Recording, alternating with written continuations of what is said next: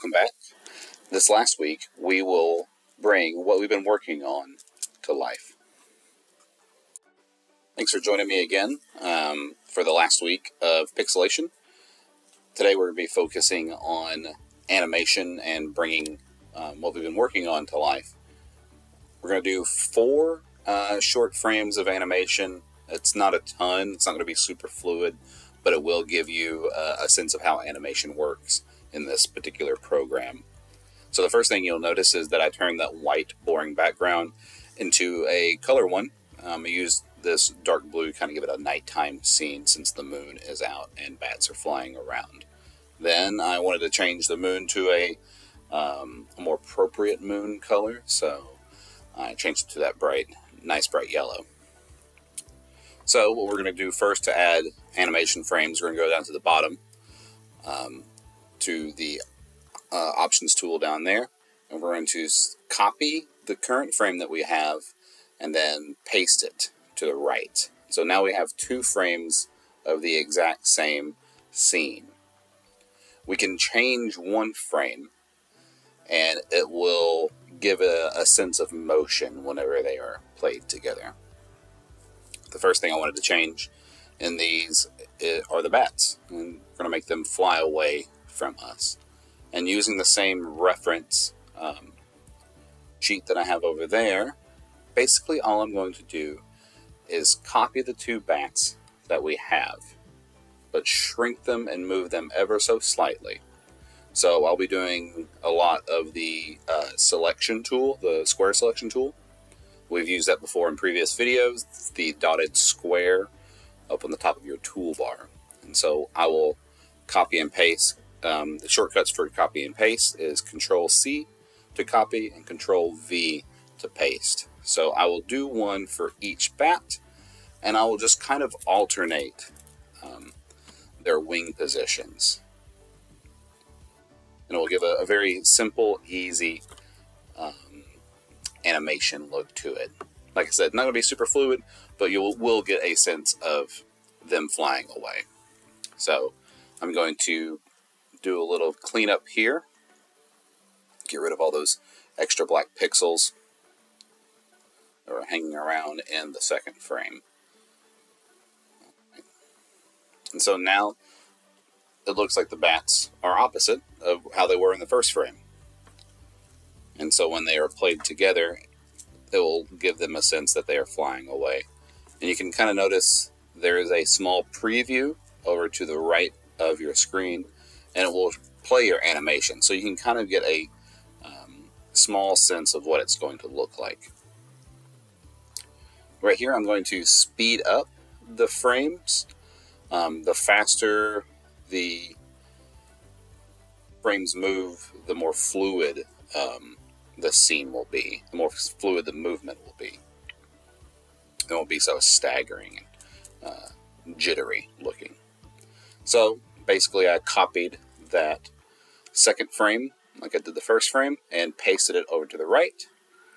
And so I'm now using that selection tool to crop the bats out and shrink them ever so slightly. And always kind of move them out of the way and don't put them directly on the bat, or else you'll kind of lose your bat that you want to copy and paste. So whenever you use the selection tool, you'll notice that there are little white squares on each corner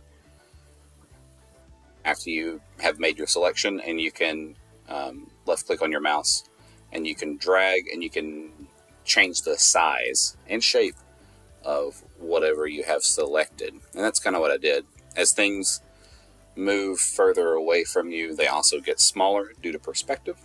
So that's what I kind of wanted to give a sense that they're flying away from me. And you'll notice that I just copied to the 4th frame. I copied the 3rd frame onto again and made a 4th frame. Did the same thing as I've done, and I just copied it to the right. And I'll pretty much repeat the same process. Selecting the bats, moving them out of the way, and just kind of alternating their positions. And I'll shrink him just a little bit more. This isn't going to be a fluid loop. That's something that takes a little bit more skill. Basically, a loop is a seamless animation. It looks as if there is no cut. This will have a cut, a definite cut to it. But if you guys are interested in trying to animate a loop, I would be more than happy to show you guys. Like I said, this is a very simple pixel scene.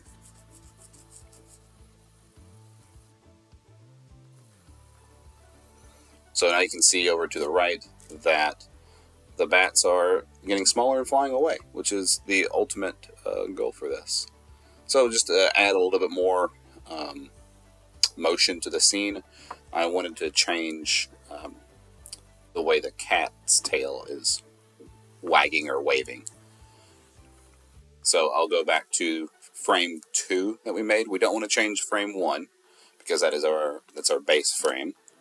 But go to frame 2 and then kind of draw in an S shape. Curves like this can be kind of difficult, but kind of think of them as an S that is bending and then slowly going straight again.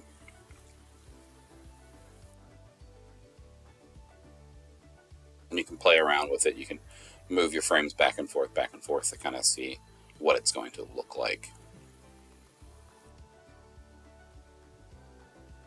So I'm doing the same thing on frame 3.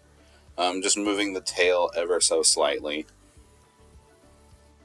I want to erase it so the kitty doesn't have 2 tails. That would definitely be some Halloween cat action if I had 2 tails.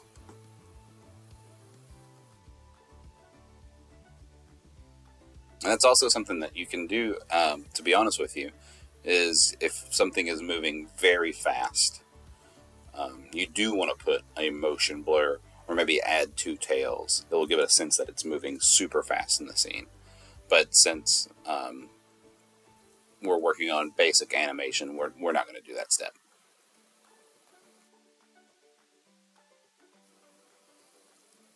Then finally for the last tail, I kind of wanted it similar to how it looked on frame 2, just to give it a loop-like quality. Even though the bats aren't a loop, I kind of wanted the tail to seem like it is seamlessly waving. So once I'm done with that, you can definitely tell that the difference between a cut animation or a looped animation.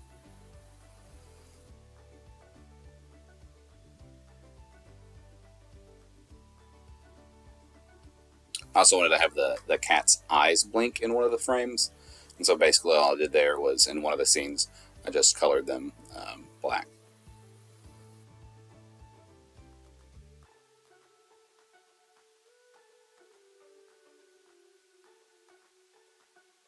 And finally, I wanted to have the pumpkin say something and kind of show you how you can add text in this program. And so there on the toolbar, you'll see the letter A, and then you can go up there and click it, and it'll prompt you with whatever color you last used. And in the box over there, you can type out whatever you want, and it will pixelate it automatically for you. And there's lots of different fonts that you can add as well.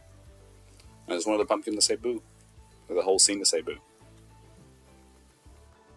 And that pretty much does it for this animation. Let me know if you want to see more for Pixel programs in the future. But other than that, thank you very much and appreciate your time.